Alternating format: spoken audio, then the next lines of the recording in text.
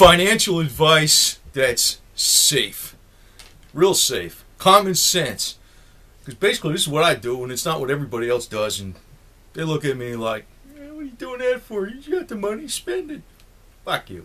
Anyway, I don't want to start out like that, but there's so many ways that you can save money, because you don't realize a lot of people do it when they get pushed right to the wall. God, it's like they know how to cut corners and everything.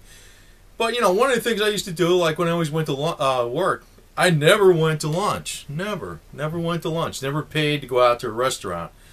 And a lot of these people I used to see when I was at work all the time. Oh man, they'd be broke. Then payday comes, they go out to dinner. Man, oh man. It's like, oh, it's only $5 more than if you brought your food in. Women doing that shit. But, it adds up. It adds up. If you do that, 5 times a week, it's an extra, I don't know, maybe it's $10 to go out and eat someplace and $5 to take your food in, say roughly. But say that's $25 a week, so it's $100 a month. And actually, it's 4 1/3 weeks in a month, because you got the 4, 4, 5. 4. Well, it depends on how you look at it, but it's 4 1/3 weeks in a month. So that'd be like $108.33 a month or something. If you want to get down to the pennies. But man, that adds up, man. That adds up. That's well over $1,200 a year, right? Just in going out to eat someplace, and you could probably bring food to work a lot cheaper, right? But now nobody knows. Nobody does it. Nobody does it. Then of course, they leave a tip. And it's usually, they're all guilty. Both males and females are guilty of this. But the guys are like, oh yeah, I got the money. I'll leave $10 tip. Go right ahead, you jerk. But that's exactly how people lose money. And obviously on bars and things like that, and cigarettes. It's like all that nickel dime stuff adds up fast. If you can accumulate a hell of a lot of stuff on hard assets and get completely out of debt just by watching the pennies. Now, I know, I don't know if I said it on here before. I used to like working with, Jewish guys, the businessmen.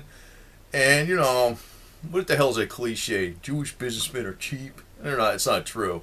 It's really more, it's like non-wasteful, is that what I would call that. And it doesn't matter how much money you have, you just don't waste. You just don't waste. That's not being cheap, that's being smart. And, actually I could tell you this, you'd be surprised how you could deal with a bank if you have more money. It's like, a lot of it, I'll call them a goyim because they're knuckleheads sometimes, man. But, say for instance you got some serious money in the bank and you've been dealing with these guys for a long time. And they put a fee on something for something, whether it's a stop check or, if you call them up, you tell them, you don't want that fee. You've been dealing with this bank. You say that's been your bank a long time, and I'm kind of leading up to something. Call them up, tell them you want the fees waived. Say for instance, something. There's a late charge on something. Tell them you want them waived. Tell them you want them waived. Call them up. And if they don't, switch banks. Use banks like you would use any other business. I mean, some people go to shop at Walmart. Some people shop at Amazon, online, eBay, to Google up goods. And, they go to other box stores around, or use local. They shop around. People are afraid to shop around for banks. And I can tell you this, I see one of the type of people, when they get money, let's say they just got some serious money or something, man, what seems to be popular with those type of people, well, it's almost like the lottery, they kind of like have to show they got money or something. Bank of America, they use Bank of America. I guess this is going to be anti-Bank of America commercial, but I never liked Chase Manhattan or Bank of America, the big ones, J.P. Morgan Bank and Rockefeller Bank and stuff, the old way, that's what they originally were. But I seem to realize that some of these big banks give you the worst service. You should be dealing with a credit union, and I mean, I don't bounce checks or anything, or I don't think I've ever bounced a check. But say people like bounce a check in Bank of America, you're going to get nailed with all kinds of charges. A lot of times, a credit union might put it through 2 or 3 times and then give you a call. How's that? You know, actually, the big banks, I'll give you, you know, it's not just Bank of America, but all the bigger banks in the United States, they're the ones foreclosing like crazy on mortgages. And, you know, just being an accountant, I figured out, like, exactly what, you know, interest cost you. You know, it's, you know, most of the house when you buy it is, you know, I don't have any interest or nothing, is actually, is interest. You know, you're not actually paying down principal. But, you know, when people look at a house, oh, that's nice, and they're talking you into this crap. And, you know, even if they throw some options in there, oh, it's only $20,000 on top of the $200,000. That's not much. That's $20,000, you know, plenty of interest. And that's just how these people all got in this situation in the first place. You know, now I'm telling them after the fact. But, you know, these jerks were saying it's going up, up, up. That's what they were saying all the time. And, man, they got upside down like crazy. Same situation is going to come out with gold and silver eventually. Eventually. But what I see is, watch your pennies. Watch your pennies. Accused of being cheap? Screw them. Stay the hell away from those kind of people. They're jerks. And, you know, if the crowd is saying, you know, party up now because you got the money, don't tell them you got money. Don't tell them, because you're going to get a bunch of freaking shit advice from people who are broke and they don't know what the hell they're doing. Don't ever tell people what you have. Ever. Ever. As a matter of fact, you're always better off going around like you're regular. Don't walk around like you're rich. Never do that. Never. Never. That's a big mistake. And, you know, people who have, the average person, you know, as soon as they get money, they have to show people that, oh, I got this, look how much I spent, and look what I did, and they just got to live the lifestyle all the way. Don't do that kind of stuff. Actually, the average person has a lot more disposable income than you think. They don't need to be spending anywhere near as much as they do, you know, because it's a lot of, like, see, the average person basically spends a lot on food and energy, basically. That's one of the 2 things that, you know, the government doesn't figure in inflation. But, you know, like I said, a lot of people, when they work, they go out to eat. They don't bring their own lunch. And actually, even when they shop, they don't actually cook their own food, cook it more from scratch. They take the convenience meals, which are a rip-off, and they're not as healthy for you, you know? I mean, you can use a simple rice cooker with brown rice and put fish or eggs in it and steamed vegetables, and you got good meals like that, and it's dirt cheap, you know? It's like hardly nothing, and it's a hell of a lot more nutritious than any of the frozen crap in the markets. But, you know, all those pennies add up. They add up real fast. And you'd be surprised just how much you can really cut down. That's, you know, people figure it out when they have to. But the problem is they don't do it when they don't have to. And then they waste all those funds, and they could have actually had a lot more solid items. Because you think about it, like, say, for instance, I gave the example of eating out on dinner, eating lunch out when you go to work all the time, you know, costing you like well over $1,200 more a year. Well, you know what? With that $1,200, and if you take that money, and a lot of times it pays to shop online, obviously. I mean, it's not just, you know, that actually sometimes you find bids on eBay and Amazon or whatever the hell it is that you can find much, much cheaper. You could shop online for clothes, food, everything. And you could find some super, super deals out there. And also using flea markets and swap meets and stuff like that, and buying used cash. You know, a lot of times people, even, you know, I mean, it's not, you know, sometimes you could say women do this, but guys do this too. They'll walk into a place and buy tools that are brand spanking new, and they're way up there in price. But, you know, sometimes, you know, how cheap you can get used tools for? Practically nothing. Practically nothing, right? And then once you have them, they're, you know, put them to use and you save more money. And, you know, the other thing is, too, that's something else. A lot of times people are afraid to attempt to do their own repairs on things because they've never done it. Just go ahead and do it. Just go ahead and do it. I mean, you know, the information's there. And it's like, I'm not, you know, I will actually, I will never actually call somebody up to repair something unless I absolutely don't know anything about it at all. But I'll put in and I'll change. If there's a light switch that goes out or something like that, the switch is messed up, or if I want to change it to a dimmer, or if I want to install ceiling fans, or if I need to change out sinks or plumbing, the faucets. I don't call anybody up. If you got to change circuit breakers, add things to the house, you want, security system, you want cameras and stuff. I don't call anybody up. I just, I read up on how to do it, and you do it. That's basically it. It takes there's a learning curve there. But you know how much money you save by doing that? Quite a bit. Quite a bit. But the thing is, you actually be careful how you do something, take things step by step. But the pennies add up big time. And if you look, I could say, you could call it like it could be the redneck or the ghetto mentality, either one. But the other thing is where people blow a lot of money. You see this, the poor people do this, quote unquote. They got a lot more money than you think, though. They will buy things in convenience stores. Like they'll buy cigarettes. Like cigarettes is expensive, but instead of going and say a place that sells them for like $3 a pack or something, they'll go in a store, the convenience store, where they're $5 a pack. And then they'll drive there and use $1 worth of gas. And then they'll buy what do you call it? Like an iced tea or something that costs $1.50 in a bottle that you can make, $1.50 worth of tea bags where you could probably make 2 gallons of this stuff, right? But it's only $1.50, it's only $2 more, and it's only $1 of gas. But they're doing this every day. That's another thing.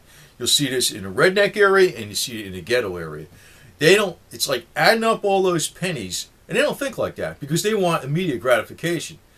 But adding up all those pennies, it's like you're spending just even a few dollars more a day. It's, at least $100 a month. It's about $100 a month or something right there. Easy. Just on bullshit. Just because you decided not to make your own iced tea or your own drinks or whatever it is by using like packaged ingredients or making your own concoctions. You decided to go to the convenience store and buy cigarettes 1 pack at a time or whatever it is. Or you picked up coffee over there or something in a little thing that was like 3 times the amount of money you can get from a discount large supermarket or buy it bulk online. They don't do that. They don't do that. But the difference is tremendous. And I could say this, with suits and stuff like that. Man, I've seen these people I work with. Oh, I got this suit. It's like $1,000, right? I can go on Amazon and get top quality Italian suits for like $100-something bucks that are just as good as the $500 to $1,000 suits. As a matter of fact, when I worked up this place up in New Jersey near New York, I mean, these guys were like, they were billionaires back then, 20-something years ago. Way up there. Family, right? And actually, I'm kind of like, well, anyway, I remember the one guy, the older guy, saying, hey, you know how much I paid for this shirt? And this guy, he was one of the inner circle. He's one of the family, right?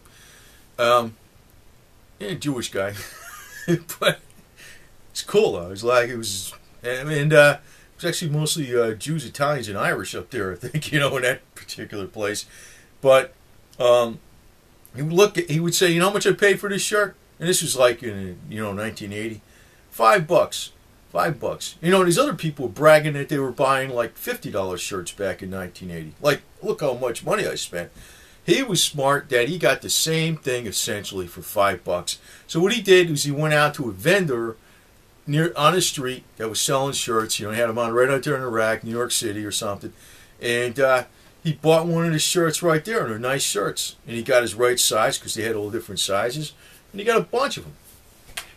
So that's what you do. That's what you do. It's not, you don't want to brag how much money you blew on something. That's stupid. Even these people who buy the cars and stuff, the high-end cars. I mean, you're walking in there with cash and say you want a high-end Mercedes. Maybe it's going to be $110,000. But somebody who just got like a pile of money thrown in their lap, like a newbie, they would be just like paying a price. No, you wheel and deal. You wheel and deal. I mean, even if you get another $1,000, you wheel them down, you chew them down, you chew them down, and then you get another $1,000 off of it, and say free maintenance for a year, and you're thinking, what does that compare to, a $110,000 car? They still do it. They still do it. That's why they got the money. And actually, everybody's got the capability to have way more money. But they waste it. And it's actually like, when you look at the poorest people in the country redneck areas and the inner city ghetto areas, they all do the same thing. They nickel and dime themselves to death over a little bullshit that doesn't even add up to anything. It's like superfluous garbage. And it's not something they need. They'd be screaming about, the rent, the electric bill, and all this other crap. But in the meantime, even if they got a habit of, like, drinking beer, smoking cigarettes, and they got to have this and that and these little things. Everybody's not going to be like an angel, but there's cheaper ways to get stuff. I always said, if you get cigarettes, you're not supposed to do this, but get them from the Indian reservation. What the hell? It's free enterprise, right? You're not supposed to do that, but, that's just the way of doing it. And, if I was really like, I don't even drink, but if I was really into, beer and alcohol, I'd probably be brewing my own. I say, hell with it. You wouldn't pay anything. I'd be making my own fermentations, experiments, and I'd be saving myself some money. So, but people just nickel dime themselves to debt. And if you're in with these big banks and they don't want to, like, if they try to juice you with some stupid fee, and you call them up and they say they don't want to cut down that fee or eliminate it, switch banks. Usually you'll find a credit union to be a lot better most of the time. So, you actually, the money's there. People don't realize the money's there. They're too lazy.